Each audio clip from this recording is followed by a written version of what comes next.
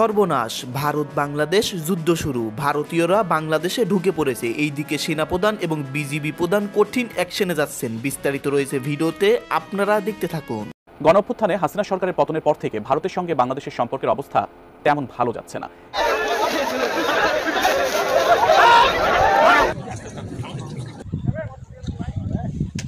বাংলাদেশের 1 ইঞ্চি মাটিও আমরা ভারতের হতে দেব না। আমরা সবসময় প্রস্তুত আছি আমরা বাংলাদেশের সার্বভৌমত্ব রক্ষাতে। বাংলাদেশ ভারত সীমান্ত পরিস্থিতি নিয়ে নতুন করে সংকট দেখা দিয়েছে। আমরা দেখি সরকার এটা নিয়ে কি প্রতিবাদ করে বা কি জানায়, কারণ এই সরকার আসার পরেও প্রতিদিনই এভারেজে সীমান্তে মানুষ মরছে, কিন্তু সরকারের পক্ষ থেকে ভারতের বিরুদ্ধে শক্ত কোনো পদক্ষেপ আন্তর্জাতিকভাবে আমাদের আসলে চোখে পড়ছে না। শেখ হাসিনার ভিসার মেয়াদ বাড়িয়েছে ভারত। আসসালামু আলাইকুম সম্মানিত দর্শক, ভারত বাংলাদেশ সীমান্তে আবার উত্তেজনা শুরু। ভারত যে কোনো মুহূর্তে বাংলাদেশ দখল করতে পারেন এবং বাংলাদেশ বিজিবি সেখানে পাহারা দিচ্ছেন সীমান্তে। দর্শক মণ্ডলী, আজকের এই ভিডিওটি অত্যন্ত গুরুত্বপূর্ণ। ভারত বাংলাদেশ সীমান্তে হঠাৎ করেই কেন এত উত্তেজনা শুরু হলো, আজকের এই ভিডিওটি দেখলেই আপনারা বিস্তারিত বুঝতে পারবেন।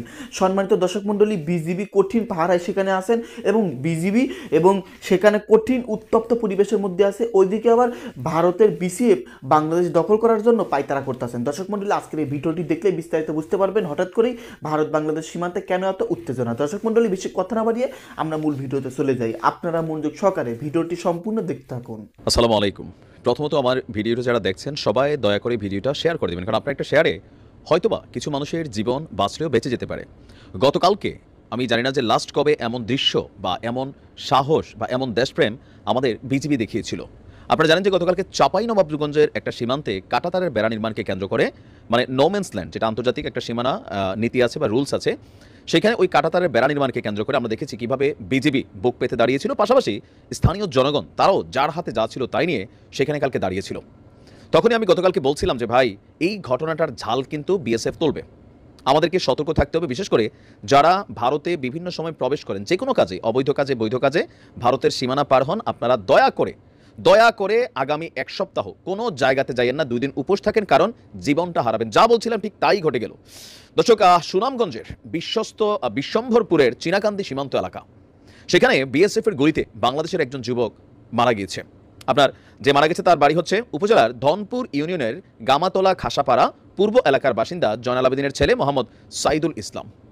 কালকে দুপুর থেকে যে উত্তেজনা আমরা দেখেছি, এই উত্তেজনা কিন্তু ভারতের জনগণও দেখেছে, এমনকি বিএসএফ কোনো না কোনোভাবে এই দৃশ্যটা কিন্তু মানতে পারে নাই। এর মাঝখানে 2 বিএসএফ বাংলাদেশে অনুপ্রবেশ করার পরে গুল্লি কিউ করা, এটার পরে কিন্তু হালকা ধোলাই টোলাইও খাইছিল। তখনই বলছি যে এটা বাংলাদেশের সাথে ভারতের যে সীমান্ত এরিয়া আছে, সেখানে দায়িত্বরত যত বিএসএফ সদস্য আছে তারা কিন্তু এই ঝালটা মিটানোর চেষ্টা করবে। কিন্তু আমার কথা হয়তো অনেকে শোনেন নাই মনোযোগ দিয়ে, অথবা বিষয়টা জানেন না, যার ফলে হলো কি আপনার এই ঘটনাটা ঘটে গেল। সুনামগঞ্জ ব্যাটালিয়ন 28 বিজিবি বলছে মাসিমপুর বিওপি এবং প্রতিপক্ষ 193 বিএসএফ ব্যাটালিয়নের করাইগড়া ক্যাম্পের দায়িত্বপূর্ণ সীমান্ত পিলার 1209 এমপির কাছে প্রবেশ করেছিল বাংলাদেশি যুবক। সেই সময় আপনার 193 ব্যাটালিয়ন বিএসএফ এর টহল দল তাকে দেখা মাত্রই গুলি করে। স্থানীয় সূত্র বলছে আপনার সাইদুল ইসলামের বয়স হচ্ছে মাত্র 24, আর সন্ধ্যার পর এই ঘটনাটি ঘটেছে। গুলিতে আহত সাইদুলকে সুনামগঞ্জের সদর হাসপাতালে নিয়ে গেলে কর্তব্যরত চিকিৎসক তাকে মৃত ঘোষণা করে। আর আমরা এটা নিয়ে কি বলবো বলেন? সো বুঝতে পারছেন যে গতকালকে বাংলাদেশ যা ঘটাইছে, ভারতের বিএসএফ এদের যে আগ্রাসী চরিত্র, এরা কিন্তু এটা কোনোভাবেই হজম করবে না। আপনারা যারা অবৈধ বা চোরাচার বাড়ি আছেন বা চোরাচালানের কাজে জড়িত আছেন, পেটের দায় অনেকেই করেন, কিন্তু ভাই জীবনটা কিন্তু গুরুত্বপূর্ণ, সিচুয়েশনটা স্বাভাবিক না। বিএসএফ এ পর্যন্ত বাংলাদেশের সীমান্তে এমন কোনো প্রতিরোধের মুখোমুখি কিন্তু কখনো হয় নাই। সো কালকে যা হয়েছে এটা কিন্তু বিএসএফ নিজেদের গায়ে লাগাই নিছে। ইভেন আপনারা জানেন যে উপদেষ্টা মাহফুজের একটা পোস্টকে কেন্দ্র করে এরপরে কিন্তু সীমান্তে ড্রোন নজরদারি। আপনি ভাবতেছেন যে আশেপাশে কেউ নাই, এই পিলারটা দিয়ে ঢুকা যায়, কিন্তু আকাশ থেকে অনেক উপর থেকে ড্রোন হয়তো আপনাকে ভিডিওতে দেখছে। এখন তো ড্রোন চিনেনি, আকাশে উড়ে যাই, এরা দেখতেছে আপনি কোন পিলারের কাজ দিয়ে দেখতেছেন, একটা মনিটরের মধ্যে বসে দেখতেছে। আগে হচ্ছে যেখানে যে দাঁড়াই থাকতো সেইখানে দেখতো, কারণ ওইখানে ক্যামেরা লাগানো যায় না। এখন এটা যেটা হয়েছে, এরা ড্রোন নজরদারি ড্রোন পাঠাইছে। তো স্বাভাবিকভাবে এখন একটা টেলিভিশনের মনিটর আর 10টা ড্রোন 10 কিলোমিটার এলাকার মধ্যে দেখা যাচ্ছে আপনি কোন দিক দিয়ে অনুপ্রবেশ করছেন, সাথে সাথে সেখানে যাবে, স্পটে গুলি করবে, আর আইনত বলবে আপনি হামলা চালাইছেন, আপনি এটা করছেন। আর এটা কিন্তু কোনো বিচার এই পর্যন্ত কখনোই হয় নাই। সো এই সময়টা খুবই উত্তপ্ত সীমান্ত পরিস্থিতি। যে কোনো জায়গায় ঘটনা চাঁপাইনবাবগঞ্জে ঘটছে, তার মানে না যে চাঁপাইনবাবগঞ্জ দিয়ে আপনি ঢুকবেন না, সারা বাংলাদেশের যে কোনো সীমান্তে দয়া করে আপনারা এখন কোনো রকমের অবৈধ অনুপ্রবেশ ভারতের মধ্যে করতে যাবেন না। আর আমরা দেখি সরকার এটা নিয়ে কি প্রতিবাদ করে বা কি জানায়, কারণ এই সরকার আসার পরেও প্রতিদিনই এভারেজে সীমান্তে মানুষ মরছে, কিন্তু সরকারের পক্ষ থেকে ভারতের বিরুদ্ধে শক্ত কোনো পদক্ষেপ আন্তর্জাতিকভাবে আমাদের আসলে চোখে পড়ছে। আপনারা জানেন আমাদের এই চৌকা বিওপির 177-এর মেন পিলার 2S এলাকায় এখানে 1200 গজ কোনো কাঁটাতারে বেড়া নাই, তো এখান ধরে গত 2 দিন ধরে বিএসএফ এখানে কাঁটাতারে বেড়া দেওয়ার জন্য মাটির খনন কাজ করছিল।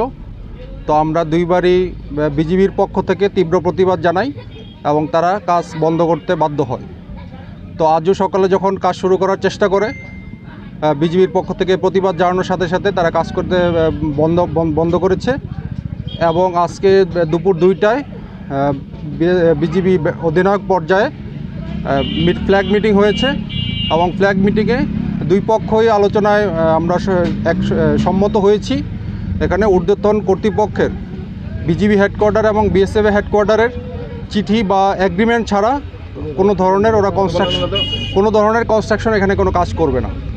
তো এরই ধারাবাহিকতায় আজকে বিকাল 4টায় রাজশাহীর সেক্টর কমান্ডার মহোদয় বিএসএফের সেক্টর কমান্ডারের সাথে বিকাল 4টায় মাহাদীপুরে ফ্ল্যাগ মিটিং করবে, সারফেল ফ্ল্যাগ মিটিং করবে। আর হচ্ছে এই এলাকায় যে একটা উত্তেজনা বিরাজ করছে, তো এইভাবে আমি জনগণকে আশ্বস্ত করতে চাই বিজিবি সীমান্তে অতন্ত্র প্রহরী হিসেবে কাজ করছে। আমাদের টহল জোরদার করা আছে, আমাদের যথেষ্ট জনবল আছে। আমরা অন্যান্য সময় যেভাবে সীমান্ত নিরাপত্তা রেখেছি এই বর্তমান পরিস্থিতিতেও আমাদের সীমান্ত নিরাপদ থাকবে। ধন্যবাদ। বাংলাদেশের 1 ইঞ্চি মাটিও আমরা ভারতের হতে দেব না। আমরা সব সময় প্রস্তুত আছি। আমরা বাংলাদেশের সার্বভৌমত্ব রক্ষাতে, বাংলাদেশের মানচিত্র রক্ষাতে আমরা সব সময় প্রস্তুত আছি।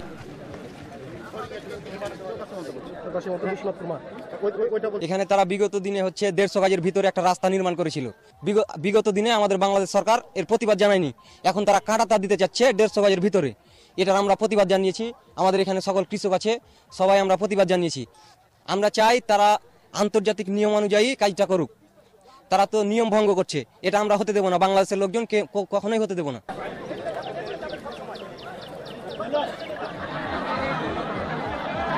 50 গজ দূরে বেড়াটা রোডটা করে নিয়েছে আওয়ামী লীগের আমলে, এবং বিজেপি এবং এর আগেও আওয়ামী লীগের কোনো লোকজন বাধা দেয়নি। এখন বর্তমানে রোডের পরিবর্তিতে এখন রোডের পাশ দিয়েই তার বেড়া দিচ্ছে। কিন্তু আমাদের পাশ থেকে জমি, এই যে অনেক ফসল আছে, তারা বেড়া দিবে রোডের পাশেই, এই বিজেপি এসে গুলি করে কাকে টেনলে চলে যাচ্ছে, আর কোনো প্রতিরোধ হয় না। বিজেপি বাধা দিয়েছে, তাই আমরা ওর সাথে প্রতিরোধ করতেছি। গ্রামবাসী আমরা সবাই জনগণ বিজেপির পাশে দাঁড়িয়ে আমরা এটার প্রতিরোধ করতেছি।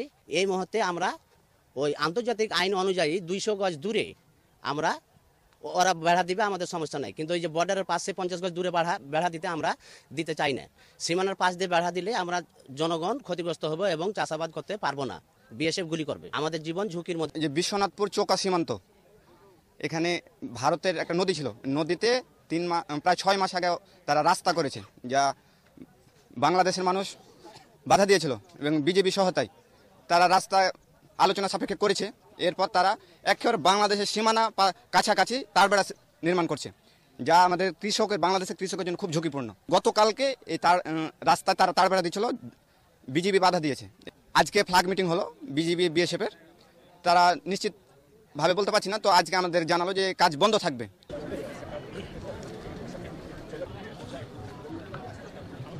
150 গজ ভিতরে ওদের তার বেড়া দিবার কথা, সেহেতু ওনারা 40 গজ ভিতরে তার বেড়া দিতে লাগছে। এবং আমাদের খেত সরিষা, যে বইয়ের আম বাগান আছে, সব আস্তে আস্তে চেপে চলে আসছে ওরা। আমরা সব কৃষকেরা সব বিডিআর নিয়ে আমরা প্রতিবাদে এসেছি, এখানে বিজেপি নিয়ে আমরা প্রতিবাদে এসেছি। তার সুষ্ঠু বিচার চাই। কেন একটা দেশ এভাবে ছোট দেশ পেয়ে চেপে চলে আসবে ওরা, আর এভাবে অন্যায় করবে? হ্যাঁ, এই জন্য আমরা প্রতিবাদ জানাচ্ছি। এক্ষেত্রে 1 ইঞ্চি মাটিও আমরা তারাকে দিব না এবং ছাড়বো না। আমার জাম থাকতে হাজার হাজার জনগণ এসছে আমাদের কিসের জন্য? আমাদের মাটি নিয়ে নিচ্ছে, এই জন্য এসছে সব, বুঝছেন? এই জন্য আমরা প্রতিবাদ জানাচ্ছি এবং আমরা কিছুতে এটা মানবো না। আমরা আমাদের মাটি এক চুলো দিব না। আমরা সরকারে এটা বসে তারা সমাধান করুক এবং দেখুক তারা যে কতদূর অন্যায় করছে আর কতদূর কি করছে। শেখ হাসিনার ভিসার মেয়াদ বাড়িয়েছে ভারত, হিন্দুস্তান টাইমসের প্রতিবেদন। ভারতের এখন এগুলি ছাড়া আর কিছু করার নেই। কতকাল পুষতে হবে শেখ হাসিনাকে এটা ভারতই জানে।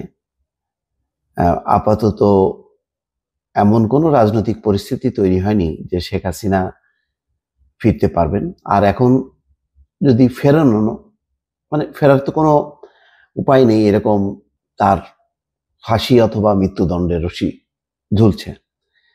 এই অবস্থায় শেখ হাসিনা বাংলাদেশে আসার মতন রাজনৈতিক প্রেক্ষাপট তৈরি হয়েছে বা সম্ভাবনা আছে এমন কেউ মনে করে না।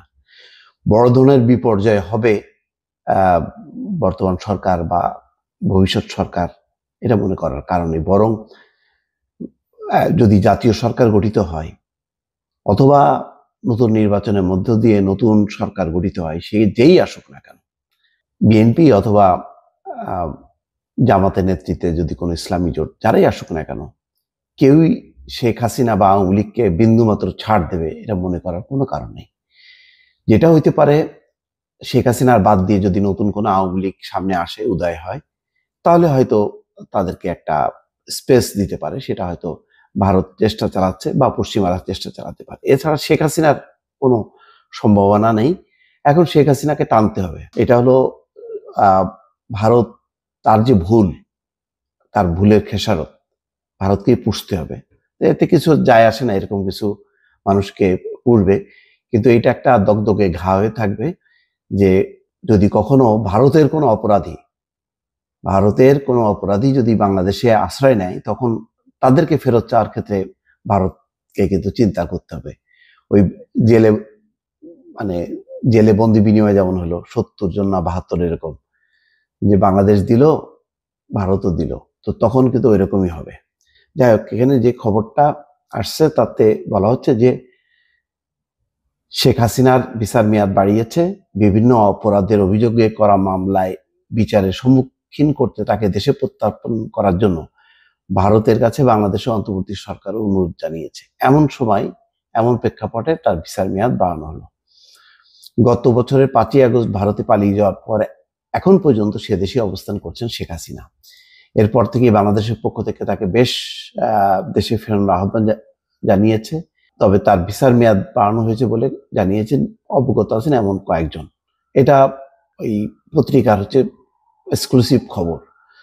আন্তর্জাতিক অপরাধ ট্রাইব্যুনালে শেখ হাসিনার বিরুদ্ধে গণঅভ্যুত্থানের সময় হত্যাকাণ্ড, গত 16 বছরে গুম, ক্রসফায়ার, পিলখানা হত্যাকাণ্ড, শাপলা চত্বরে হেফাজত ইসলামের সমাবেশে হত্যাকাণ্ড, মোটা দাগে এই কয়টি মানবতা বিরোধী অভিযোগ আছে, প্রচুর ভুরি ভুরি অভিযোগ আছে। শেখ হাসিনা তার সাবেক মন্ত্রিসভা, বিভিন্ন বাহিনীর প্রধান সহ অনেকের বিরুদ্ধে মামলা চলমান।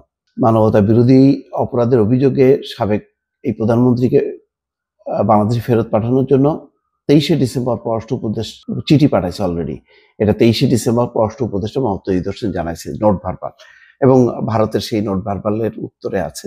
এর মধ্যে পররাষ্ট্র উপদেষ্টা একটা কথা বলছে যে ভারত থেকে শেখ হাসিনা ফেরত আনা এবং স্বার্থের ইস্যু পারস্পরিক চলবে, অর্থাৎ এটা বলতে থাকবে যে ফেরত পাঠাও, কিন্তু আবার বিভিন্ন ইস্যু আছে ভারতের সাথে, সেইগুলো আবার চলতে থাকবে। এক সম্যমূলক একটা পরিস্থিতি বজায় রাখতে চায় বাংলাদেশ। দেখা যাক এখন শেষ পর্যন্ত ভিসার মেয়াদ বাড়ানোর মধ্য দিয়ে ভারতের কি অর্জন হয়, সেটা এখন দেখার বিষয়।